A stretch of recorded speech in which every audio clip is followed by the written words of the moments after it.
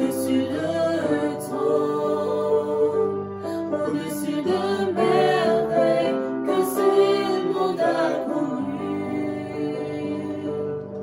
par-dessus tout le trésor de la terre,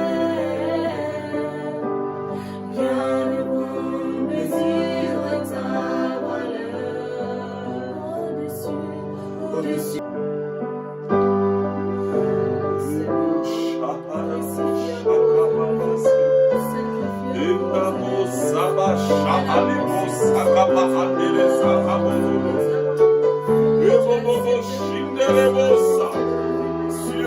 Dessus de tout, Seigneur. Yahweh, nous t'adorons, nous t'élèvons. Toi qui es assis sur le trône, Seigneur. Yahweh, tu as payé de mes péchés. Tu as accepté d'aller à la croix à ma place, Seigneur. Toi qui es juste, toi qui n'as jamais péché, mais tu as accepté de porter mes péchés. Yahweh, tu m'as justifié. Yahweh, nous t'adorons, nous t'élèvons. Yahweh, nous célébrons ton amour ce matin. Nous célébrons ton amour ce dimanche. Nous célébrons ton amour, Yahweh. À la croix, tu as payé. À la croix, tu as payé. Tu es Dieu. Personne n'est comme toi. Jésus, Jésus, tu es Dieu. Personne n'est comme toi. Yahweh, personne n'est comme toi. Oui, nous élevons ton nom.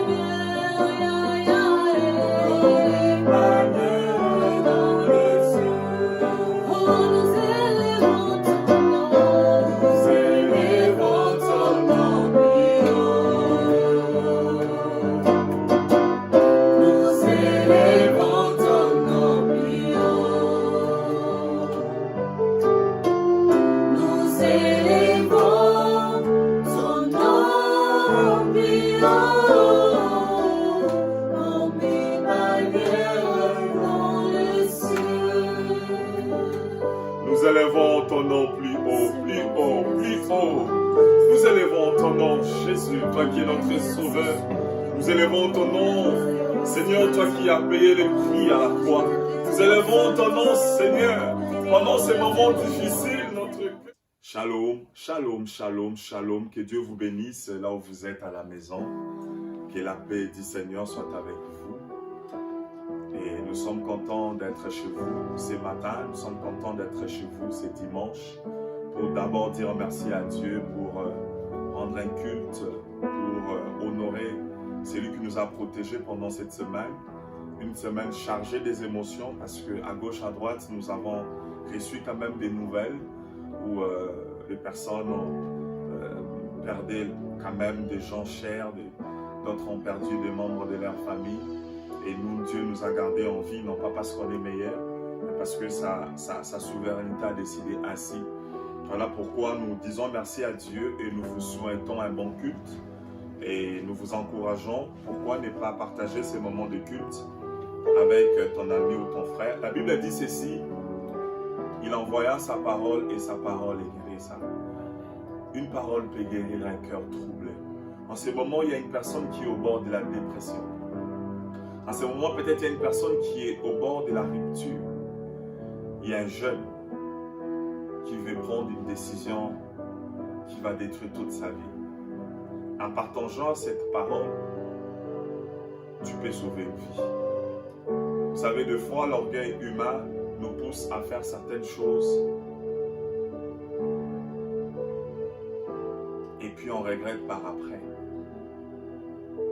Toi, tu es touché par ces messages. Pourquoi tu ne vas pas les partager pour qu'une autre personne soit touchée? Alors, nous vous bénissons. Moi, c'est l'apôtre Eric Aloïs et Gadislov, comme vous l'avez remarqué. Je suis accompagné par la chorale, une partie de la chorale, parce que vous savez qu'on ne peut pas faire des cultes à plus de 5 personnes pour respecter ce que l'État nous demande de faire. Amen. Amen. Que Dieu vous bénisse encore une fois de plus. Nous allons continuer notre thème que nous avons abordé l'autre vendredi. Nous avons reçu des questions et poussés par le Saint-Esprit, nous sommes convaincus que ce matin, Dieu va te parler au travers de ces thèmes. Alors nous prenons nos Bibles, nous sommes dans Psaume 91. Alors je vous avais promis dernièrement que nous allons vraiment lire ces psaumes de temps en temps parce que c'est vraiment un psaume prophétique. Et nous croyons beaucoup dans ces psaumes et ces psaumes nous réconfortent et ces psaumes est vraiment béni. Amen. 91, nous allons lire le verset 4. Notre thème d'aujourd'hui, nous continuons ce thème qui dit « Sa fidélité est un bouclier ». Amen. La fidélité de Dieu est un bouclier. Psaume 91. Écoutez ce que la Bible dit. Nous allons lire le verset 4, c'est le verset qui nous intéresse. Il te couvrira de ses plumes et tu trouveras un refuge sous ses ailes. Sa fidélité est un bouclier et une cuirasse. Alléluia. Tu ne craindras ni la terreur de la nuit, ni la flèche qui vole les jours. J'aime la parole de Dieu. Écoutez ce que la Bible dit. La fidélité de Dieu est un bouclier. Alors comme je l'ai dit l'autre vendredi, un bouclier c'est un instrument de guerre. C'est un instrument que la police utilise aussi pour se protéger. Et la Bible insiste pour dire un bouclier en cuirasse. Un bouclier t'aide à te protéger. Un bouclier t'aide à assurer ta défense. Un bouclier t'aide non seulement à te protéger toi, mais à protéger aussi ton territoire. À protéger tes biens, tes bénédictions. Combien d'entre nous sont bénis par Dieu, mais parce qu'ils n'ont pas pu compter sur la fidélité de Dieu, ils ont même perdu les bénédictions qu'ils avaient reçues de Dieu avant. Pourquoi? Parce que leur système de défense, comme je dis, a un problème. Tu comptes plus sur toi, tu comptes sur tes parents, tu comptes sur ta beauté, tu comptes sur ton diplôme, tu comptes je ne sais pas sur quoi. On entend toujours souvent, moi je n'ai pas peur parce que j'ai un héritage, moi je n'ai pas peur parce que. Mais ce matin, j'aimerais te dire, tout ce qu'un parent peut te donner, tout ce qu'un homme peut te donner, a une fin. Ici, Psaume est en train de dire, c'est ta fidélité qui m'assure, c'est ta fidélité qui constitue mon bouclier. C'est à cause de ta fidélité que je suis dans la paix. Il est en train de dire qu'il y ait une flèche, le soir, la nuit ou le jour. Je n'aurai pas crainte. La Bible n'exclut pas la possibilité d'une flèche. Écoutez bien la Bible et lisez très bien la Bible. La Bible dit ceci.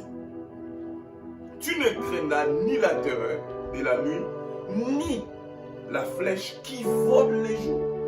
Donc ça veut dire que c'est possible qu'il y ait une terreur. C'est possible qu'une flèche vole vers toi pour t'attaquer. Mais une chose est sûre, sa fidélité nous assure une protection. Sa fidélité est notre bouclier. La flèche va faire le mouvement. La flèche va quitter son lieu de départ vers toi. Mais une chose est certaine, cette flèche ne va pas t'atteindre. Combien d'entre nous paniquent parce que tu vois dans une vision une flèche? Parce que tu vois dans une vision où quelqu'un te donne une prophétie, qu'il y a des personnes de ta famille qui se préparent à te faire du mal, ton ami au travail qui veut te trahir et tu commences à avoir peur. Tu as la crainte. Non. La Bible ne dit pas qu'il n'y aura aucune flèche. La Bible dit que la flèche peut t'attaquer.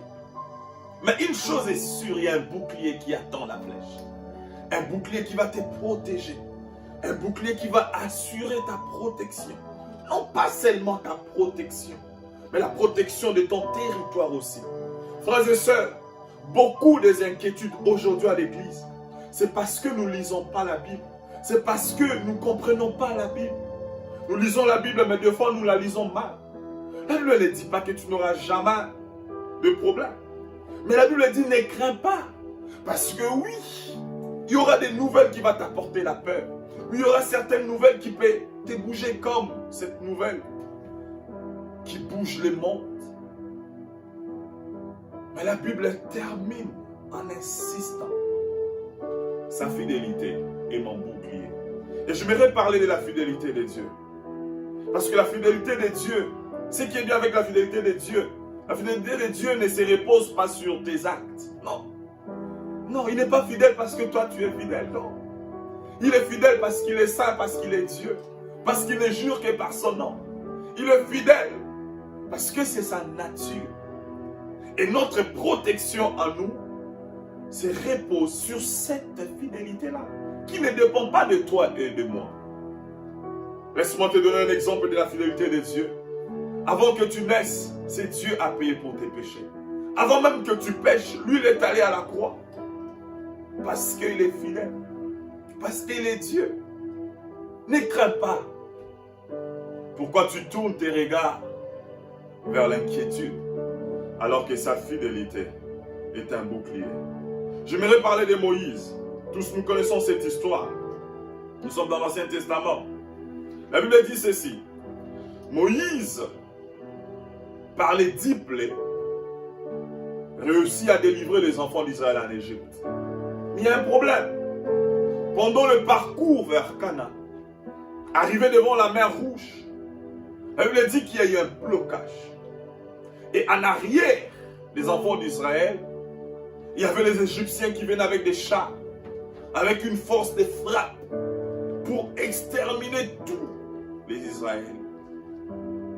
Mais la Bible dit pendant que tout le monde murmurait, pendant que le peuple criait à Moïse, oh my God, pendant que le peuple se disait, Moïse, qu'est-ce qui se passe?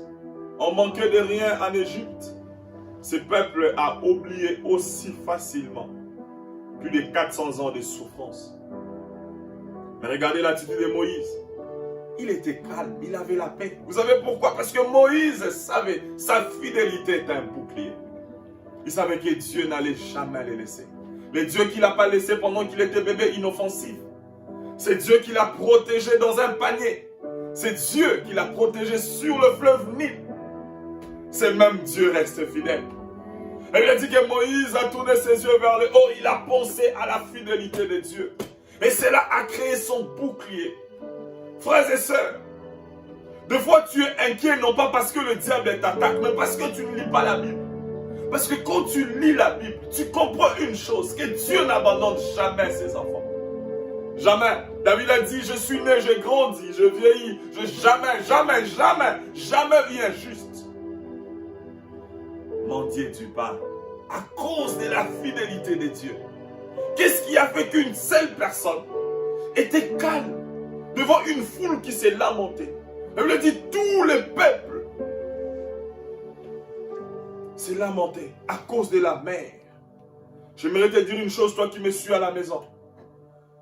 Ce que tu penses être impossible pour toi n'est pas impossible pour Dieu. Et à cause de sa fidélité, il ne va jamais te laisser. Parce que la fidélité de Dieu porte son nom. Et à cause de son nom, il ne va jamais s'éteindre. Elle lui dit, Moïse, lève sa voix et crie à l'Éternel. Vous connaissez tous l'histoire. L'Éternel a fondu la mer et ils ont traversé à sec. À cause de la fidélité de Dieu. J'ai aussi un verset que j'aime beaucoup. Celui-ci, on va le lire, c'est dans Actes 28. Où nous allons voir la fidélité de Dieu dans la vie de Paul. La fidélité de Dieu qui était le bouclier de Paul.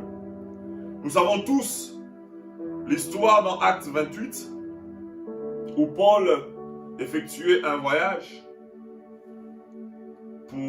vers Rome. Et il y a eu beaucoup d'événements malheureux, bien sûr, qui a essayé de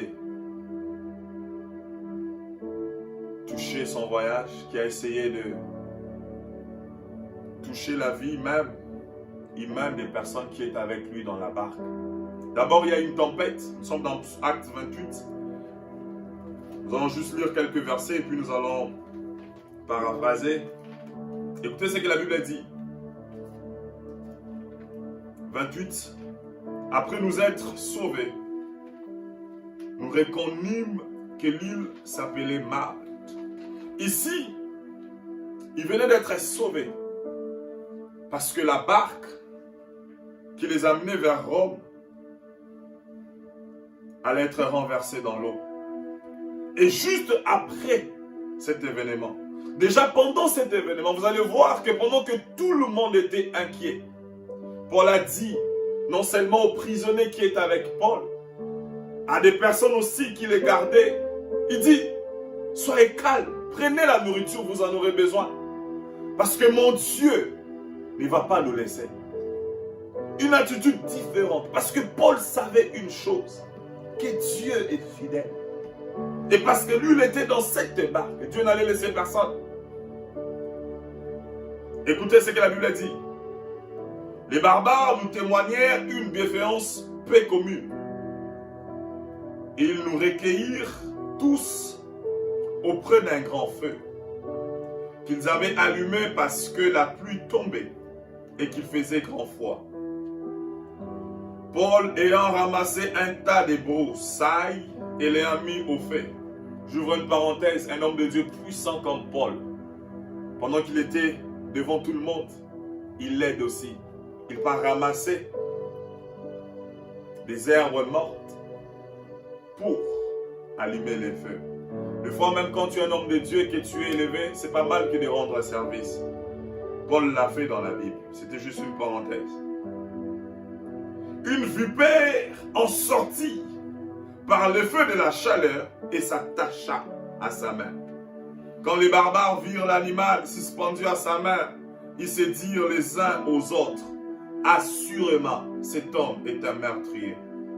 Puisque la justice n'a pas voulu le laisser vivre. Après qu'il a été sauvé de la mer, Paul secoua l'animal dans le feu et ne ressentit aucun mal. Écoutez la réaction de tes ennemis. Écoute la réaction de toutes les personnes qui sont autour de toi et qui ne comprennent pas la main de Dieu dans ta vie, qui ne comprennent pas les langages de Dieu dans ta vie. J'aimerais te dire que Dieu n'utilise pas les langages des hommes pour te bénir ou pour te rencontrer. Dieu utilise son langage pour te bénir. Pendant que Paul était au milieu de toutes ces personnes, personne ne comprenait que ça c'était un langage de Dieu pour leur montrer qu'à côté d'eux, il y avait un homme, mais c'était aussi un serviteur de Dieu. Ces gens s'attendaient à le voir enfler ou tomber mort subitement. Mais après avoir longtemps attendu, voyant qu'il ne lui arrivait aucun mal, ils changèrent d'avis et dirent que c'était un Dieu. Alléluia. Moi ici, je n'aimerais pas entrer dans d'autres dimensions, dans d'autres thèmes, mais j'aime l'attitude de Paul. La Bible dit, Paul secoua le serpent. Aussi calmement. La Bible n'a pas dit que Paul a commencé à prier. La Bible n'a pas dit que Paul a commencé à chasser les démons du serpent. La Bible n'a pas dit que Paul a commencé à paniquer. Il a juste secoué sa main. Et il n'a fait aucune prière. Paul n'a pas prié. Tout le monde dans ce monde est au courant de ce qu'un serpent peut faire dans la vie d'une personne. Un serpent contient du poison. Et quand un serpent est mort, il te transmet le poison. Mais qu'est-ce qui a fait que Paul puisse rester calme? Juste secouer sa main. Parce que Paul a une chose que toi tu n'as pas. Paul savait que Dieu est fidèle. Et que Dieu n'allait jamais les laisser tomber. C'est ce qui a justifié l'acte de Paul. Il a juste secoué sa main. Il n'a pas fait autre chose. Frères et sœurs, regarde comment tu réagis quand tu as un problème. Regarde comment tu paniques quand tu as un problème. Tu es le chrétien de la famille. Et quand vous avez un problème dans la famille, c'est toi qui paniques. Quel est ce message que tu vas donner aux païens? Si toi, chrétien, tu paniques, qu'est-ce que les païens vont faire? La Bible dit ceci, tout le monde qui est autour de Paul avait une parole, avait un constant, juste une parole, pas deux, pas trois. Ils se sont dit à eux-mêmes que cet homme est un meurtrier. Cet homme a un problème. Frères et sœurs, le plus important, c'est pas ce que les hommes disent. Deux fois, tout le monde peut dire la même chose. Et tu commences à avoir l'impression comme si c'était vrai. Quand tout le monde répète la même chose, tu te dis certainement c'est vrai. Peut-être c'est Dieu qui permet. Peut-être c'est le diable. Peut-être c'est une attaque. Peut-être c'est la sorcellerie. Parce que tout le monde te répète la même chose. Que tu ne vas pas avancer. Tout le monde te dit que tu ne vas pas avancer dans ta vie. Tout le monde te répète, tu ne feras rien, tu es un bon à rien. Tout le monde. Laisse-moi te dire que dans le tout le monde, il y a seulement une seule voix qui est très importante. Une seule parole qui est très importante. C'est la parole de Dieu dans ta vie. Si Dieu te dit que je serai avec toi, quelles que soient les paroles de tout le monde, quelles que soient les paroles de médecins, quelles que soient les paroles des présidents qui disent pendant ces moments difficiles, moi je sais qu'il sera avec toi. Il sera avec toi. Aujourd'hui, quand nous suivons les informations, nous avons plus de mauvaises nouvelles que de bonnes nouvelles. Laisse-moi te dire, quelles que soient les mauvaises nouvelles que nous entendons à gauche, à droite, nous sommes l'Église. Et parce que nous sommes l'Église et Dieu est avec nous, Dieu nous protège et Dieu protège les miens. Dieu protège nos familles, Dieu protège nos territoires parce que sa fidélité est notre bouclier. Ce soir, j'aimerais te dire, ces gens ont changé leur avis sur Paul. Ils ont dit certainement c'est un Dieu. La situation que tu traverses présentement est un langage de Dieu pour que le monde puisse changer leur avis par rapport à toi. Mais j'aime une chose ici, la Bible dit ils ont attendu longtemps. Ils ont eu le temps d'observer. Ils ont eu le temps de regarder. Dieu a déjà agi dans ta vie. Mais donne-leur le temps d'observer. Donne-leur le temps de regarder. Ça peut prendre du temps. Mais ils finiront par changer leur avis sur toi. Ils vont témoigner ton Dieu. Ils vont témoigner que ton Dieu est fidèle. Ils vont proclamer qu'il y a un Dieu qui existe dans le ciel, qui peut changer une vie, qui peut protéger une vie. J'aimerais que tu puisses mettre ta foi dans la parole de Dieu. J'aimerais que tu puisses comprendre qu'en réalité, Dieu est fidèle. Dieu est tellement fidèle que tu n'as pas à t'inquiéter. La Bible dit, ne vous inquiétez de rien. Si vous avez des inquiétudes, faites savoir par des prières de supplication. Pourquoi tu t'inquiètes? Aujourd'hui, j'aimerais t'apporter cette parole. Que la décision que tu viens de prendre de t'enlever la vie est une mauvaise décision. C'est parce qu'il y a un problème avec ton système défensif. Tu encaisses, tu ne fais qu'encaisser. Ce monde a beaucoup d'informations. Dès que tu sors de chez toi, il y a des informations qui circulent en l'air. Et si tu ne sais pas te protéger, en comptant sur la fidélité de Dieu, en comptant sur la main de Dieu, en comptant sur les refuges de Dieu, en comptant sur la protection de Dieu, laisse-moi te dire, même si tu as amassé toutes les bénédictions de cette terre, tu vas la perdre un jour. Parce que tu seras faible. Parce que ce qui t'affaiblit, ce n'est pas seulement ce que tu fais. Ce qui t'affaiblit, c'est ce qui entre en toi. C'est ce que tu encaisses. Ce qui monte dans ton esprit. Ce qui entre dans ton cœur. Ce matin, j'aimerais te dire, prends ta foi, mais dans la parole de Dieu. Ne mets même pas ta foi dans un homme. Aujourd'hui, nous les chrétiens, nous croyons plus à des hommes qu'à Dieu. Nous croyons plus à ce que les hommes de Dieu disent que ce que la Bible dit. Qu'est-ce que ta Bible te dit? Pour ta situation, les hommes de Dieu ont parlé, c'est bien. Dieu passe par la bouche des hommes de Dieu pour guérir, oui.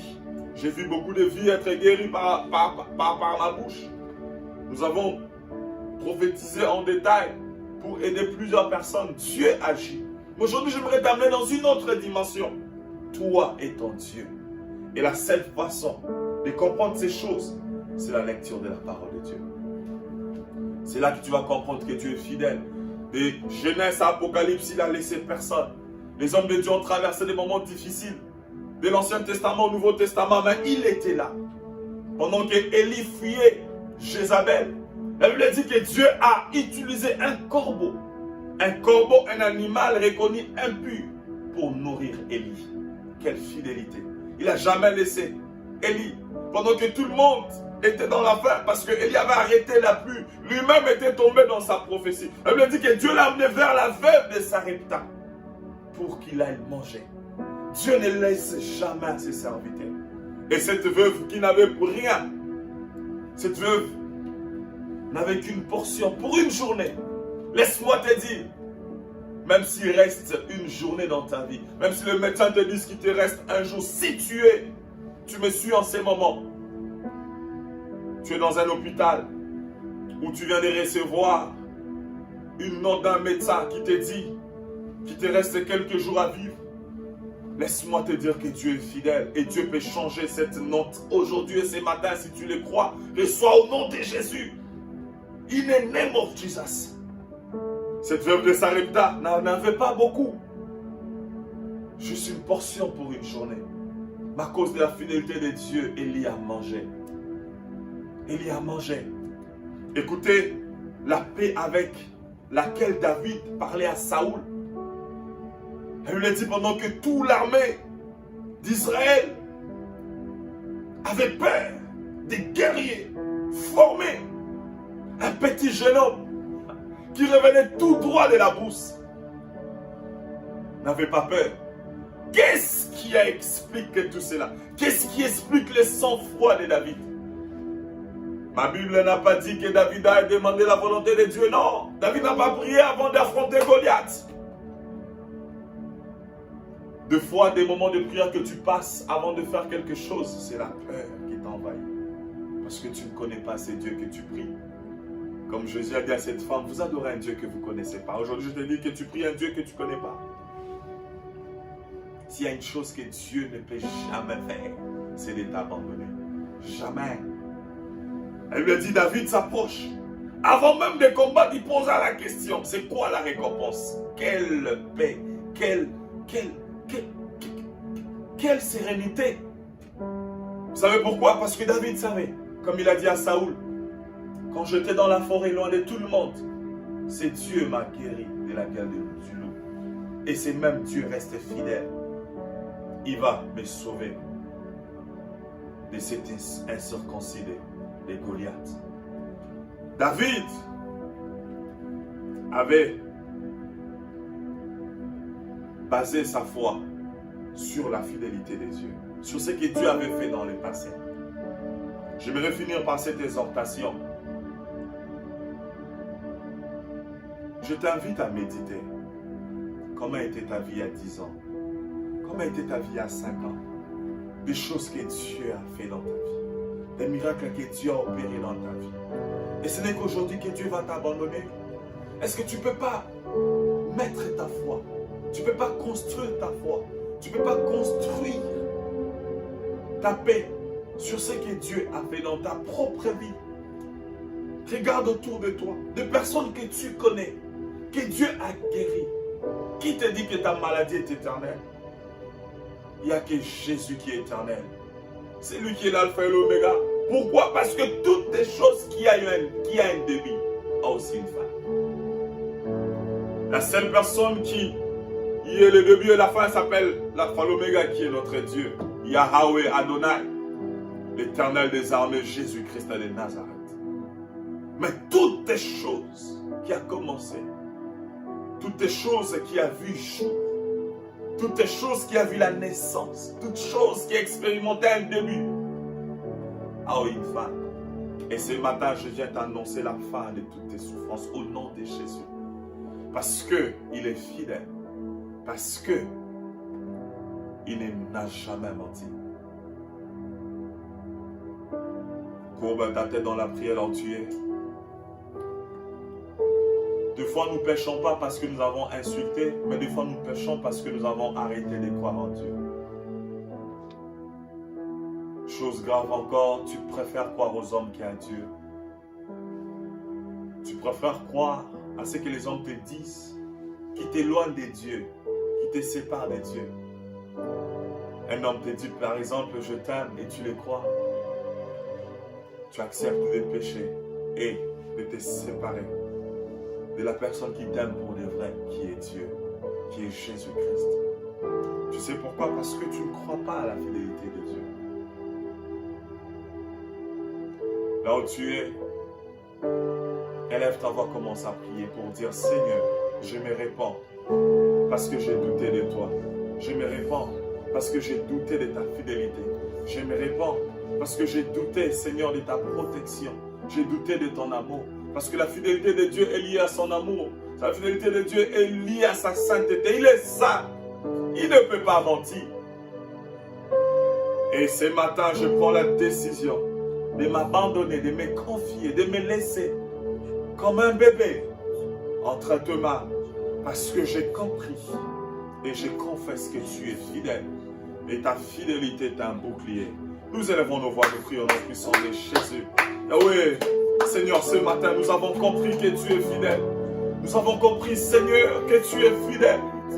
Yahweh, que ta fidélité est liée à ta sainteté. Ta fidélité est liée à ta nature. Ta fidélité est liée à ton amour.